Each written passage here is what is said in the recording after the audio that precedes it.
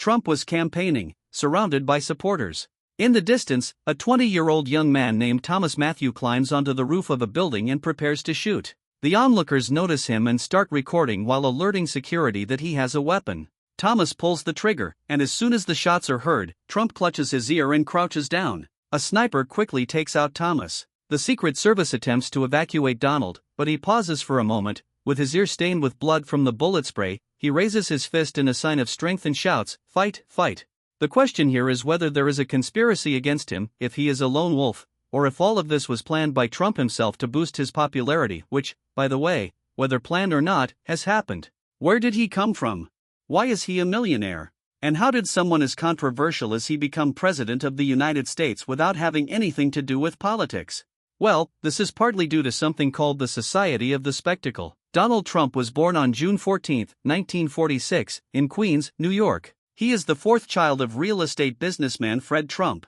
But to understand well why Donald Trump is the way he is today, we have to understand what his father was like, the man who raised him. He grew up in an environment of considerable abundance, as Trump's grandfather emigrated from Germany to the United States, where he became rich through various hotels and restaurants. However, when Fred was only 12 years old, his father died due to the influenza epidemic that ravaged the country. That is how young Fred became responsible for the family and started working with the capital his father already had, buying and selling properties, accumulating more money, and exponentially increasing his wealth. These properties were mainly located in Brooklyn and Queens. Time passed, and only a few years later, the Trump family was among the richest in the United States. More or less, this is what the house in which Donald Trump grew up looked like. It had no less than 23 rooms and around, number missing, bathrooms. Donald's father led a very peculiar and economically successful life, and he wanted his son to be equal or even better. So from a young age, he taught him that life was a competition in which you have to work hard, fight, and win because no one remembers second place. Donald Trump himself recounts that his relationship with his father was purely business from early on, and that his father constantly told them that being successful was in the Trump blood. He also says that from a young age, his father instilled in him the idea that in the world there are only two types of people, losers or killers. As a child, Donald was extremely bullying and rebellious at school. At 13, he was sent to the New York Military Academy due to an altercation at school, but ironically, he ended up graduating from the military academy with one of the highest ranks possible. After graduating from the military prep school, he attended the Wharton School of Business at the University of Pennsylvania, where he studied economics with an emphasis on the real estate sector. Once he graduated, Donald became the favorite to succeed his father in the business after his father saw in him someone more capable than his older brother, who was devastated by this rejection and fell into alcoholism from which he never recovered. Fred's older son eventually passed away, marking a turning point in Donald's life, after which he avoided alcohol and tobacco for the rest of his life. Despite the considerable fortune that had come from his father's business, young Donald had to start working at his father's company from the lowest positions so that rising in rank would be based on merit and not simply nepotism. In a short time, he took control of the company, renaming it the Trump Organization, and gave the family business a new direction.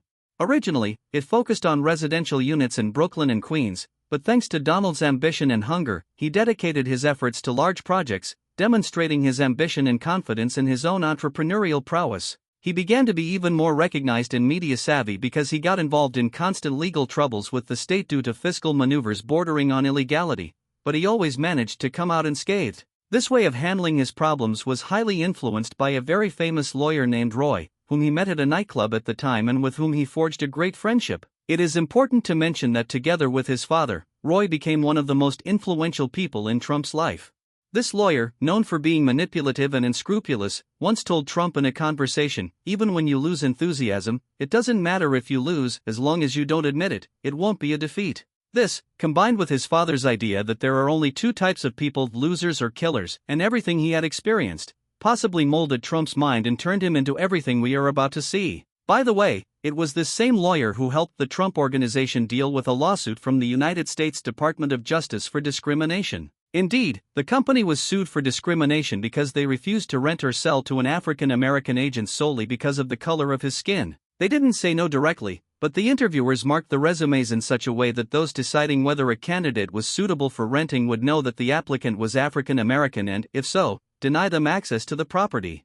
During the period between the 70s and 90s, Donald Trump dedicated his efforts to large projects, demonstrating his ambition and the faith he had in his own entrepreneurial feat. He built on New York's Fifth Avenue what is now his most famous property, the 68-story Trump Tower. This is where he began to establish his brand by naming his projects with the family surname. After Trump Tower came Trump Place, Trump World Tower, Trump International Hotel and Tower, among others. Just to understand the reach of the Trump Organization, there are Trump Towers in Mumbai, Istanbul, and the Philippines, but it all began with Trump Tower. This building became extremely iconic and people visited it as if it were a tourist attraction. Obviously, this building gave him even more popularity along with his surname, and he quickly understood the importance of building a personal brand. So that's what he did. He started going to the best clubs, surrounding himself with famous people, and making sure photographers were around to capture the moments. Not only were celebrities welcomed, but any beautiful woman who could add to the image that Donald wanted to project was welcomed at his table. This way, he managed to position himself as just another celebrity on the New York scene. And although perhaps Trump does not know it, this goes hand in hand with a phenomenon called the Society of the Spectacle. Remember this well, because it will be important. This power that media coverage gives him will be used in just a few years to do something much bigger, launch his run for the presidency of the United States, and you will see how he will reuse the strategies he has learned so far when he ventures into politics. During these years, he also marries his first wife, Ivana, a Czech athlete and model. The couple has 3 children, Donald Jr., Ivanka, and Eric. This marriage and his adorable children further boost Trump's popularity, as the media couldn't stop talking about the couple. However, Ivana eventually asks Trump for a divorce due to Donald's infidelity with model Marla Maples, who becomes his second wife. So how does Donald go from being a real estate magnate with television shows and national fame to entering politics? Well, this is largely due to his friend Roy, the lawyer I mentioned earlier. Roy was one of the people who supported the idea that he had potential in politics. Little by little, Trump began including comments in his interviews about the current state of the country, that policies needed to change, and he turned his speeches into political themes, so everyone started speculating that he wanted to enter the political arena. But it wasn't until the late 1980s that Trump was seen at a Republican Party convention. There, he was interviewed and stated that if he ran for president, he would have a very good chance of winning. Around that time, Trump also ventured into the world of entertainment and television shows. From 1996 until 2015, he owned the beauty pageants Miss Universe, Miss USA, and Miss Teen USA. In 2003, he launched a reality show on NBC called The Apprentice, in which contestants competed for an executive position in the Trump Organization. Trump hosted the show for 14 seasons and, in a financial disclosure form, stated that the network paid him a total of $213 million during its run. During this period, he also focused on further growing his personal brand, attaching his surname to anything that screamed luxury, not only towers, but also $100 million yachts, private jets, casinos, vodka brands, water bottles, steaks, restaurants, hotels, and even golf courses. But it is here when something tragic happens in Trump's life. One of his most loyal associates, lawyer Roy Cohn, experiences serious health complications due to an abbreviation, possibly BHD or another condition. He appears worse and worse in interviews, and the media asks if he has the virus. But he always denies it. Trump is seen with him at Roy's birthday party, which would be his last. His health deteriorates even further, and consequently, Trump decides to distance himself from him. It seemed that although Roy highly valued Donald and his family, Trump simply viewed him as yet another transactional relationship. Roy eventually passes away in 1986. Trump is seen at his funeral but then quietly leaves. Now, something that struck me as very powerful is that when this lawyer died, one of Roy's friends kept a pair of diamond twins that Trump had given him as a thank you for his years of service. But when this friend had the diamonds appraised, the expert said that the gift Trump had given his friend and lawyer for so many years of service was completely fake. The diamonds were worthless. Trump continued flirting with politics until, to everyone's surprise, in 2000 he ran in the elections as a candidate for a small party. Despite having no political experience, his popularity earned him 15,000 votes in the party primaries in California. From the very beginning, his political stance was plagued by public criticism. One of the first scandals was when Barack Obama won the 2008 election and assumed the presidency. This fact infuriated Trump, who became one of the loudest voices in the birther movement, which questioned whether Obama was truly born in the United States. If he hadn't been, he should be stripped of the presidency.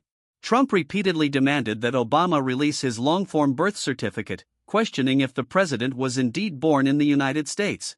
Ultimately, Obama was forced to publish the document to quell the accusations. It is important to note the clear racist undertone of the birther movement, as it was an attempt to deny the legitimacy of the presidency based on absurd and ridiculous precepts regarding the first and so far only African American president of the United States. And what happened in 2024? The accusation was debunked shortly afterward. Obama was born in Hawaii, a U.S. territory. But this wasn't the only scandal Trump had encountered. Way back in 1989 in New York, there was a case of sexual abuse involving a girl named Risha Maley, who was jogging in Central Park. The accused were a group of young men, if not children, African Americans. There wasn't real evidence, but they were pressured into confessing. Donald Trump was a prominent voice against the young accused. His denunciation of them was so extreme that he published advertisements in multiple newspapers, including the New York Times, demanding that the death penalty be reinstated for these young men.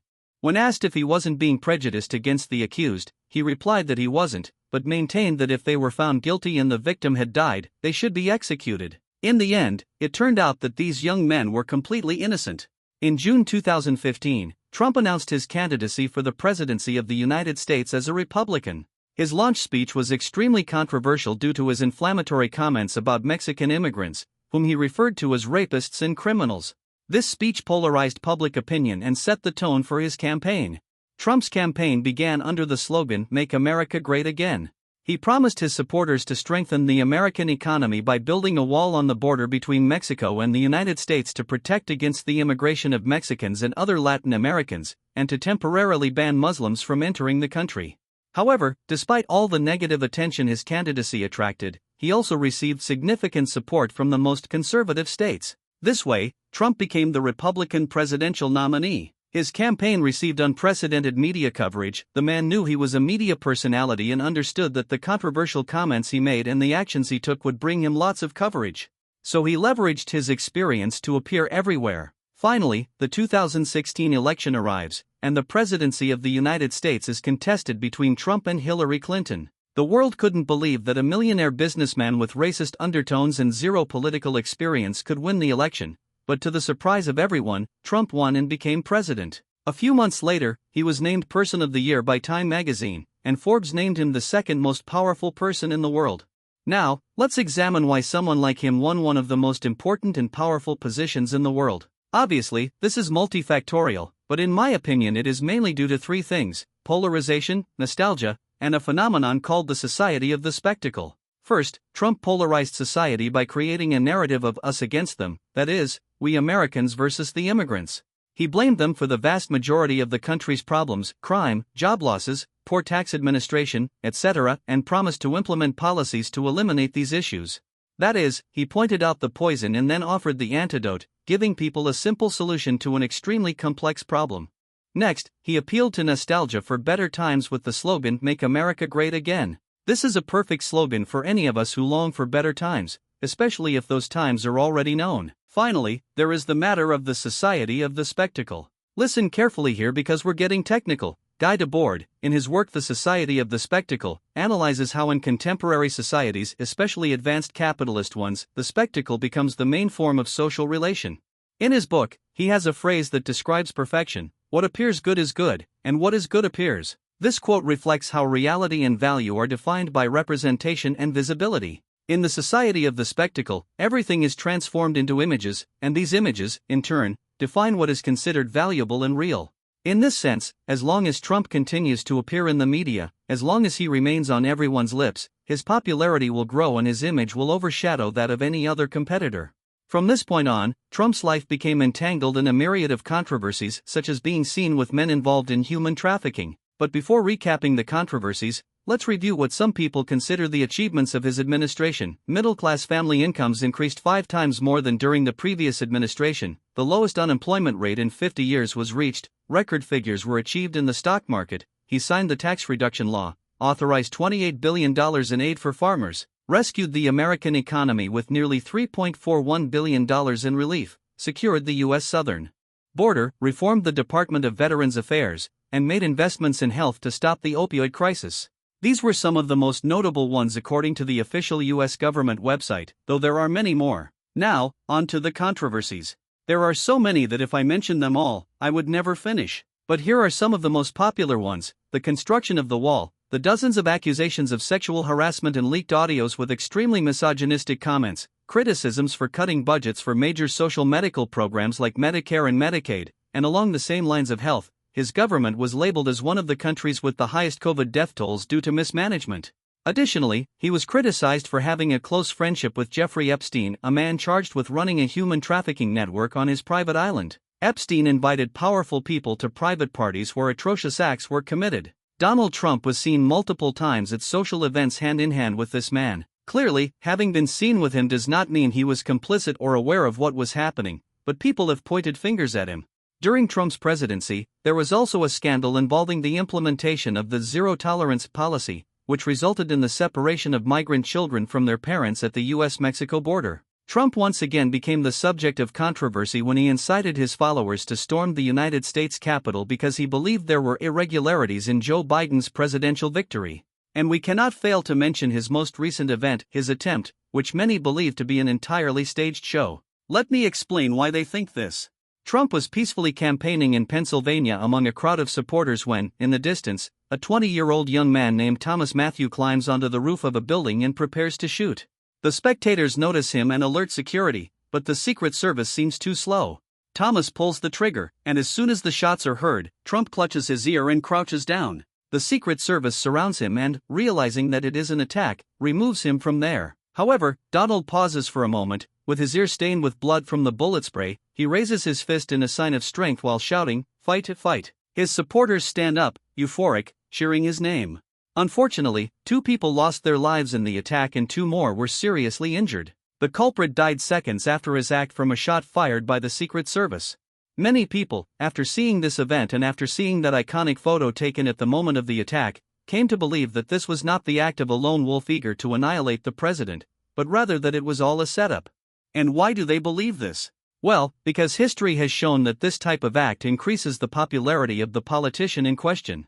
Something very similar happened to President Jair Bolsonaro around 2017. His main adversary, Lula da Silva, was attacked during a rally. A religious fanatic stabbed him, causing him to lose a great deal of blood. Although he managed to survive, he suffered significant damage to his organs. The surprising part was that after this event, Bolsonaro's popularity skyrocketed, and a similar case happened to Ronald Reagan. He was already president of the United States, but after surviving an assassination attempt that nearly ended his life, his popularity increased by 22 points. This surge is also being experienced by Trump in 2024. His image as a politician has never been as solid. This is why many people believe that the event was staged, but the vast majority of evidence indicates otherwise. Someone wanted to assassinate Trump, and because of such events, the popularity of these figures increases. Why? Because, in the first instance, they are turned into martyrs. Symbolically, it seems that there is a force trying to silence this person, which in turn validates and magnifies the candidate's proposals and ideas. The candidate's proposals and ideas acquire more weight because they seem to be significant enough that people do not want him to assume power. Additionally, it feeds a heroic myth. A person was very close to death, a bullet grazed him as if by a miracle, and despite this, he remains firm and determined to continue. It is very difficult not to be moved by this. For many people, this is the man who will save the country and make it a prosperous nation once again. For others, he is nothing more than a liar who only looks out for his own interests. But I would like to know what you think about this. In my opinion, whoever he is, I hope that if he wins, he will perform well and improve the living conditions of his people and of the world, considering the power the United States wields in the current global political climate, because essentially, I believe that is what anyone in a position of power should do for the good of others.